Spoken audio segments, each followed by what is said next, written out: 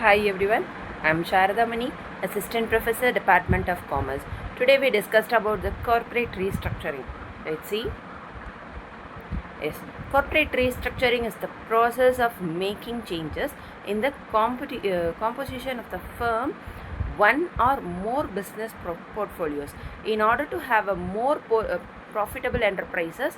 Simply recognizing the structure of the organization to fetch more profit from its operators are its best suited to the present situations.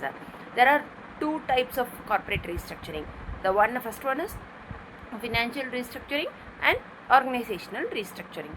Financial reconstructing means it may take place due to a drastic fall in the sales because of the adverse economic condition. Here the frame may change the equity pattern, cross-holding pattern, debit serving schedule and the equity holdings. All this is done to sustain the profitability of the firm and sustain in the market. Generally, the financial legal advisory are heard to assist the firm in the negotiations. The second one is organizational restructuring. The organizational restructuring means changing the structure of the organization, such as reducing the hierarchical levels, downsizing the employees, resigning the jobs positions, and changing the reporting relationship. This is done to cut the cost and pay off the outstanding debit to the continue with the small business operation in some manner. The need of the corporate restructuring arises because the change in the company ownership due to the merger or takeover, adverse economic condition, adverse changes in business such as buyouts over employed personnel, lack of integration between divisions, etc. A successful restructuring uh, having the process like identifying and creating and business and sources, restructuring the activities, and finally they collect the feedback and process the restructuring process.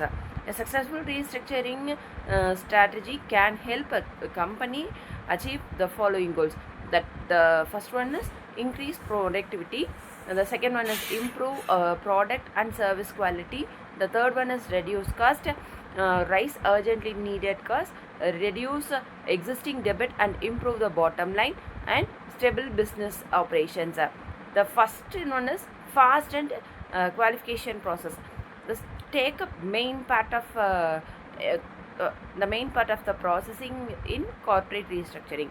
The fast and the qualification processes, the alternative financial companies access funding approval mainly based on the business quality of controller rather than its credit status. Funding decision can be made within the days or weeks compared to bank financing, which could take months to approve. Onboarding and first funding take place quickly and once the agreement is signed. The next one is aggregated invoice payment. That is, invoice for factoring can be one of the most flexible way to obtain funding and recapitalized during the restructuring. In the financing arrangement, a factoring company buys your business accounts receivable invoices at a discount in the exchange for immediate payments. The invoice factoring has been become a go-to alternative to the traditional financing. The third one is large investment funding. It is an asset-based lending arrangement. It can be provided a significant injection of capital upfront if the business need to make large-scale changes to its operating strategy, leveraging the equity value in accounts receivable inventory or equipment of such as CNC machines.